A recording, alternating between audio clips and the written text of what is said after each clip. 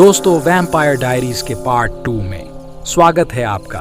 तो चलो बची हुई कहानी को समझते हैं। उन्होंने वह संदूक फिर से वहीं दफनाना चाहा था, पर उनका भाई संग्राम किसी की भी सुनने वालों में से नहीं था।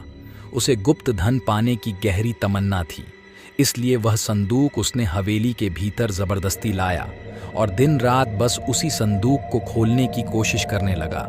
परंतु संग्राम की हर कोशिश नाकाम रही।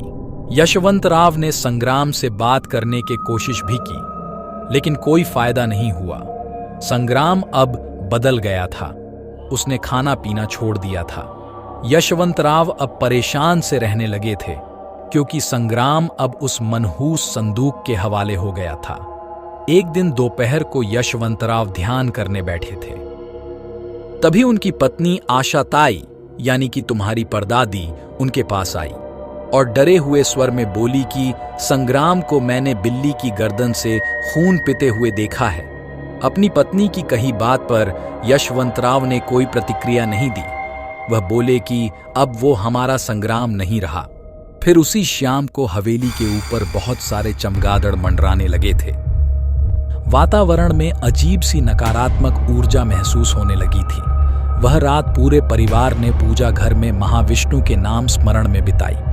अगले ही दिन यशवंतराव ने संग्राम को उस संदूक के साथ हवेली से बाहर निकाल दिया। लेकिन कहते हैं ना, शैतान को उसके जैसे शैतानों का सहारा मिल जाता है। उसी तरह गांव में संग्राम के कुछ समर्थक भी थे। उसके साथ बुरे काम किया करते थे। वह सभी लोग किसी भेड़ के झुंड की तरह उसके पीछे पीछे चले गए। उन्होंने गांव की लक्ष्मण रेखा के बाहर चमगादड़ पहाड़ी पर एक प्राचीन गुफा को अपना शैतानी ठिकाना बना लिया। जब वह सब पहाड़ी पर चले गए, तब कुछ दिनों तक तो सब ठीक चलता रहा। लेकिन उसके बाद में गांव वालों की भैंस, बैल, भेड़, बकरियां गायब होने लगे। और एक दिन जब सभी लोगों ने मिलकर लापता जानवरों को ढूंढा, तब गायब हुए जानवरों की लाश चमगादड़ पहाड़ के नीचे वाले हिस्से में मिली। उन सभी मरे हुए जानवरों के शरीर में खून की एक बूंद भी नहीं थी। तब से पूरा गांव खौफ के साए में जीने लगा था। और कुछ ही दिनों में जब जानवर लगभग खत्म हो गए, तो एक अमावस की रात अचानक बच्चे गायब होने का सिलसिला शुरू हो गया। लेकिन उन नन्हे बच्चों की लाशें कभी नहीं मिल पाईं। इस तरह से गांव की आबादी कम होने लगी थी। उस भयानक अनजान खतरे से डरे हुए लोग अपने परिवार के साथ गांव छोड़कर जाने लगे थे। उसी दौरान एक दिन सुबह यशवंतराव आंगन में बैठकर रामायण पठन कर रहे थे। तभी उनके सामने अचानक कहीं से एक साधु महाराज प्रकट हुए। उनका कद तकरीबन 6 या 6.5 लंबा था। वह शरीर से महाबलवान थे। उन्होंने राम का नाम लिया और कहा, यशवंत, मेरे पीछे आओ। तुम्हारे दादाजी जैसे सामोहित हो गए थे। वह साधु महाराज उन्हें उसी जगह ले गए जहां से उस मुसीबत की शुरुआत हुई थी, और उन्हें यह आदेश दिया कि जहां वह संदूक मिला, उसी जगह और 10 फीट नीचे तक खुदाई करो। वहीं पर तुम्हें उस नर पिशाच को परास्त करने का रहस्य मिलेगा। पर इस बार तुम सिर्फ उसे कैद कर पाओगे, क्योंकि उस शैतान का अंत समय तुम्हारे परपोते के हाथों से लिखा हुआ है।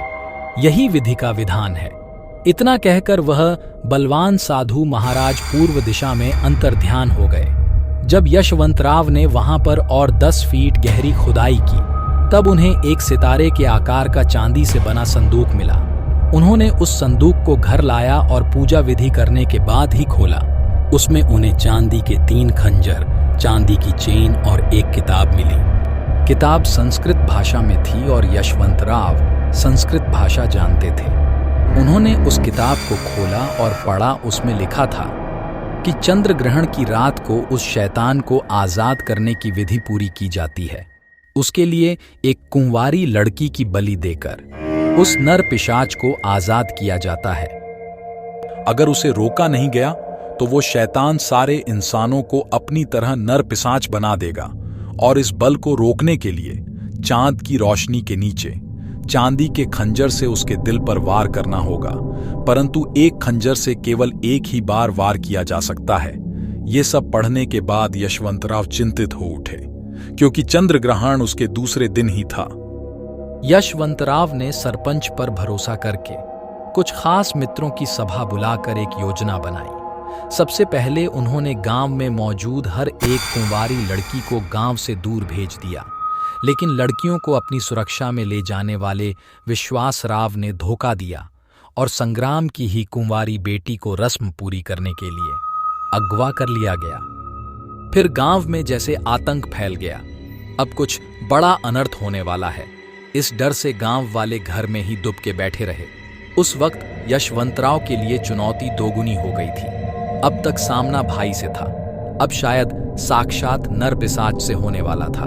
उस चांदी के संदूक में चांदी के 3 खंजरों में से यशवंतराव ने एक अपने पास रख लिया और शैतान को बंदी बनाने के लिए उस संदूक में एक चांदी की चेन थी, वह भी उन्होंने साथ में ले ली। चंद्र ग्रहण रात के 12 बजे से 1 बजे तक चलने वाला था। उन्होंने अकेले ही जाने का निर्णय लिया। जाने से पहले उन्होंने मुझे नजदीक बुलाया और साधु महाराज की भविष्यवाणी के बारे में समझाया। अंत में उन्होंने मुझे इस गुप्त तहखाने की चाबी और वह दिव्य चांदी का संदूक दिया और निकल पड़े अकेले ही नर पिशाच को रोकने। तो दोस्तों, पार्ट 2 में बस इतना ही। अगर पार्ट 3 देखना चाहते हो तो वीडियो लाइक करके चैनल को सब्सक्राइब करो और कमेंट में लिखो पार्ट 3। तो मिलते हैं आगे की कहानी में।